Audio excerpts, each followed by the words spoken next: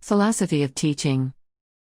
It's very cliche for a professor to say, oh, I love to teach. I love to teach. One of the things we need to ask ourselves is, what is teaching? You'll have some kind of teaching where what it is teaching information. Well, I have to tell you, in today's age, if all that you're doing as a college professor is teaching information, you have an interesting little problem. This is the information age, and a lot of information is readily accessible right now, everywhere. I just recently taught myself how to use Premiere Pro, and it was incredibly complicated to do this video editing. I thought, what in God's name is this? And you know, all I did is started Googling the terms and watching YouTube videos, and I slowly started building it up. You know, you can do a lot of teaching yourself. You can learn a lot of information yourself. There's information everywhere. There's so much information out there that you can now have the truth that you want to hear. I mean, we have this phenomenon called the information bubble. So if a professor only has information to give and say, this is the information, understand this, understand how this works, this model is not so much teaching as it is coaching. You're like a coach. Well, good for you. You're a coach. And again,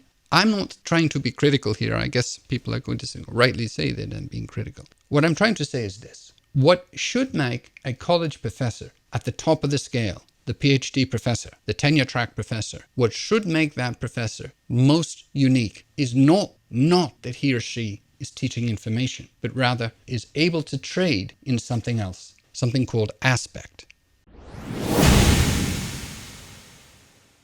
No information is useful unless you have a framework. And it's one thing to say, this is the way that this information is seen. That's called aspect. What is much more powerful is to be able to know your way around all of the aspects and trade in the rival aspect, this aspect, that aspect. You have a duty to understand your rival's aspect. You must know the way, for lack of a better word, that your enemy thinks. Frankly, to see someone as an enemy is itself a framework. You have to also know how not to see the person as an enemy or what that seeing would constitute. Now, that doesn't mean that we take any of your beliefs away from you. It just means you now more comprehensive when you go through and select. The selection among the different aspects, that's called connoisseurship. All right, that's really what ethics is. Ethics is simply connoisseurship in disguise. What you do here is learn the ways of seeing this way, that way, this other way, and now you are accredited in your selection for whichever way that you want to choose, and you know the way that your rivals think. And that's key, always knowing the way that your rivals think. It's fundamentally the most important thing that a PhD college professor does. It's not information, it's not on Wikipedia,